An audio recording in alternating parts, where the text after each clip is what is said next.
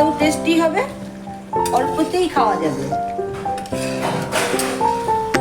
আর খেতেও খুব ভালো লাগবে। যেই পদ্ধতিতে আমি বানিয়েছি আপনারা সেই পদ্ধতিতে যদি বানিয়ে একবার খেতে পারেন তাহলে খুব ভালো লাগবে, যথেষ্ট ভালো লাগবে। কিন্তু আমি তো আপনাদেরকে বলেই বুঝাতে পারি। খাও।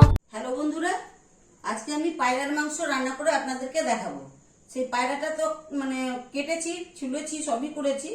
ও বাচ্চারাও তো ভিডিও দেখে, যার কারণে যেটা যেভাবে করলাম ওটা দেখালাম না। ছোট ছোট বাচ্চারাও দেখে, টিভি এলাম না আপনাদেরকে। আমি কেটে ধুয়ে সুন্দর করে দেখিয়েছি, এই জন্যই তো বাচ্চারা আবার ভয় পেয়ে যাবে, ওগুলো দেখাতে হয় না। এই যে 3টে পায়রা কেটেছি, এই যে মাংসটা, এগুলো মেটে, এটা হচ্ছে খাদ্য এটা। আর সাথে নিয়ে নিয়েছি তেজপাতা আর গোটা রসুন, সাথে নিয়েছি পেঁয়াজ, আর এগুলোকে সব ভাজবো। এটার মধ্যে আছে মশলা, জিরে বাটা, ধনে বাটা, আর এই গোটা রসুনগুলো দেবো, আর এই রসুন পেশাটা দেবো। এখন আমি আলুটা ভেজে তুলে নেবো, তাহলে বেশি গরম হয়ে যেত।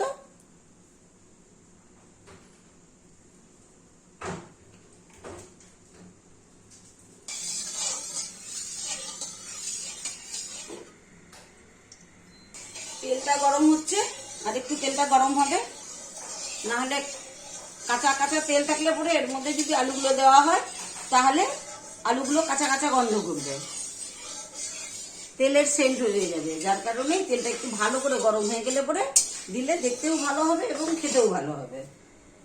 এবার আমি গ্যাসটাকে একটু কমিয়ে দিচ্ছি, তেলটা গরম হয়ে গেছে। এখন আমি আলুগুলো আস্তে আস্তে ছেড়ে দিচ্ছি। দেখতেই পাচ্ছেন তেলটা কিভাবে গরম হয়েছে, সুন্দর গরম হয়ে গেছে। ঠিক এইভাবে আলুগুলোকে ভেজে তুলে নিতে হবে লাল লাল করে, যেন আলুটা ওর মধ্যে সেদ্ধ হয়ে যায়। পায়রার মাংস খুব নরম হয় তো, পায়রাটাকে যখন ছুলবার পরে পায়রাটাকে সুন্দর করে ভালো করে পরিষ্কার করে ওটাকে উনুনের মধ্যে মানে গ্যাসের মধ্যে হিট দিয়ে নিলাম। হিট দেওয়ার কারণে পায়রার গা থেকে সুন্দর তেল বের হতে শুরু করে। কেননা এখন সর্ষের সময়, তারা যে সর্ষে খায় তার জন্য তাদের গায়ের মধ্যে তেলাক্ত ভাবটা আছে। আর যেটা শীতের সময় খাওয়া হয় সেই পায়রার মধ্যে কিন্তু অতটা তেল হয় না, একটু গাটা শুকনো শুকনো থাকে। এখন সর্ষে খাই, সর্ষের সময়, গমের সময় এগুলো খায়। তারপর আলুটা সেদ্ধ হওয়ার জন্য তাড়াতাড়ি 1/2 চামচ লবণ দিয়ে দিলাম।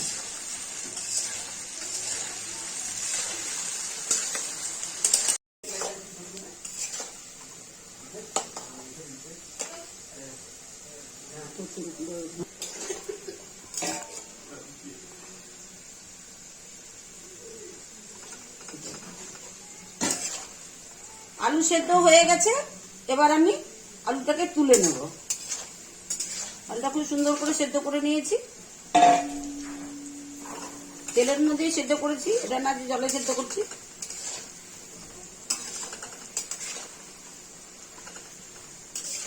পায়রার মাংসতে আলু দিয়ে রান্না করলে সেটা বেশি টেস্টি হয়। গোটা রসুন এবং কতগুলি রসুন ছুলে রেখেছি, সেগুলো দেওয়ানোর জন্য।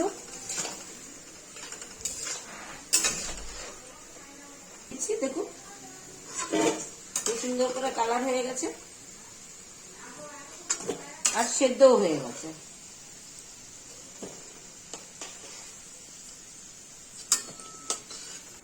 আলুগুলো খুব সুন্দরভাবে ভেজে নিয়েছি, আপনারা দেখতেই পাচ্ছেন, দেখানো হচ্ছে। দেখুন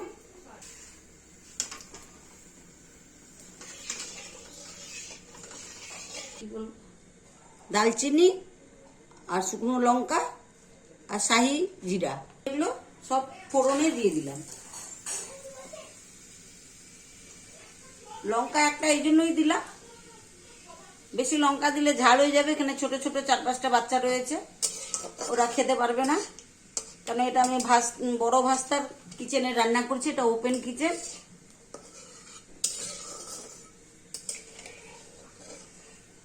বাচ্চাগুলো সব ধরেছে, পিসি আম্মা পায়রার মাংস রান্না করে খাও। ছোট ছোট বাচ্চা কি করব, ওদের মন রক্ষা করার জন্য আমাকে রান্নাতে নামতেই হয়েছে। তো ভাবলাম যখন রান্নাই করবো তাহলে একটা ভিডিও হয়ে যাক।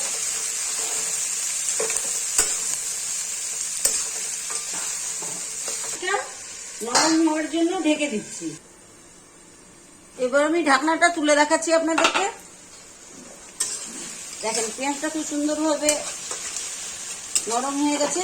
একটু খুন্তি দিয়ে একটু খেঁচা করে দিচ্ছি।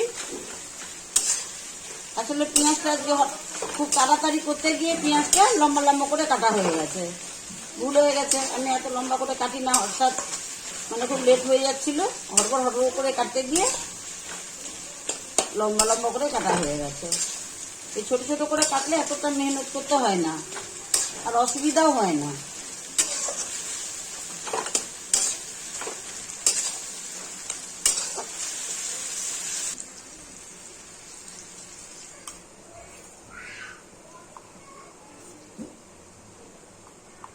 হ্যালো বন্ধুরা, এর মধ্যে জিরে বাটা, আদা বাটা, লঙ্কা বাটা আর আদা বাটা,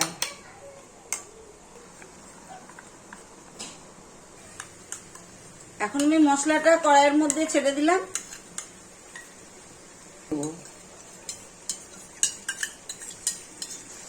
এক চামচ হলুদ ছেড়ে দিলাম, আর একটু পরে রসুন বাটাটা আর একটু পরে দেব।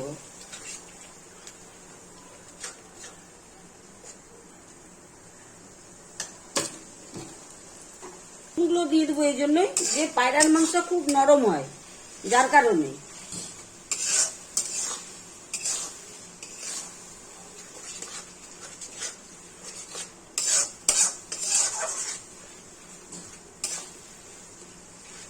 এখন আমি এই গোটা রসুনগুলি দিয়ে দিচ্ছি।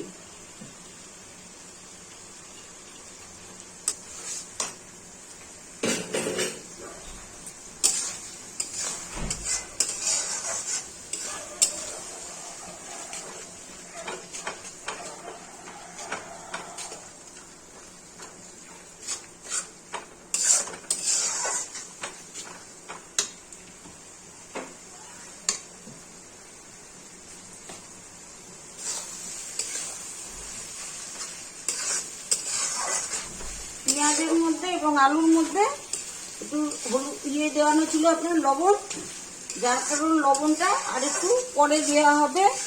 মুখে দিয়ে দেখা হবে খেয়ে যে কতটা লবণ লাগবে, সেই হিসাবে আমি লবণটা দেবো। যদি এখনই বেশি লবণ দিয়ে দিই তাহলে হতে পারে যে বেশি লবণ হয়ে যাবে, যার কারণে। পাশে একটু ছোট বাচ্চাকে দেবো খেতে, নাতি পুতিদের, যে দেখ লবণ টেরে দিলাম।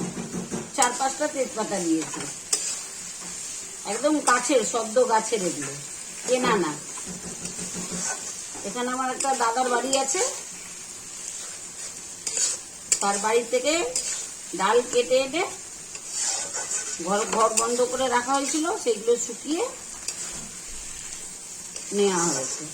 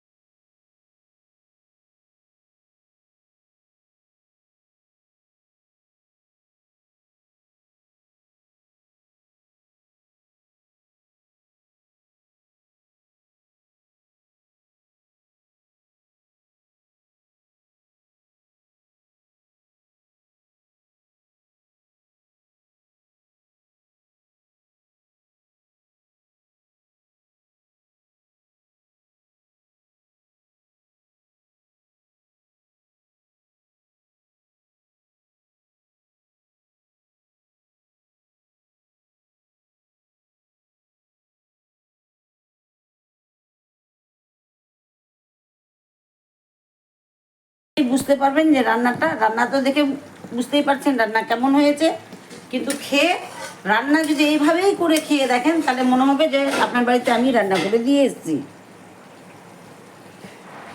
তাহলে আমি ভিডিওটা এখানেই শেষ করলাম। আর লাইক করবেন, শেয়ার করবেন, সাবস্ক্রাইব করবেন, সাথে থাকবেন। কেন আমরা তো ছোট বলে যে লাইক করব না, শেয়ার করব না, কমেন্ট লিখবো না, এই কাজটা করবেন না। দয়া করে অনুরোধ রইল, খুব সুন্দর করে কমেন্ট লিখবেন, সাবস্ক্রাইবও করবেন। সব কিছুই আপনাদের উপরেই নির্ভর করে। হাত ধরে এগিয়ে দেওয়ার চেষ্টা করবেন। নমস্কার।